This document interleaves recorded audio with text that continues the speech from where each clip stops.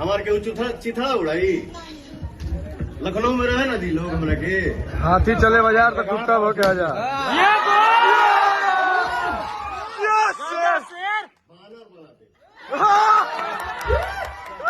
हमारे सर हम लोग के बीच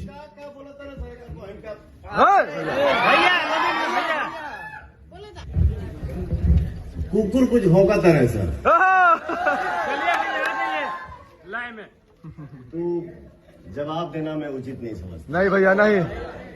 भौंक ले जितना भौंकेगा वो, लेकिन अगर जवाब एक आई तो घरे खोज के मारा। ये नाम पवन सिंह है। शेर है। ठीक है चल ते नकल कर।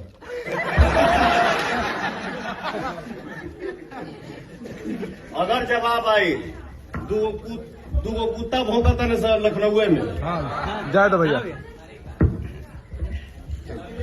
हमारा जाएगा पड़ी। I am Pawan Singh.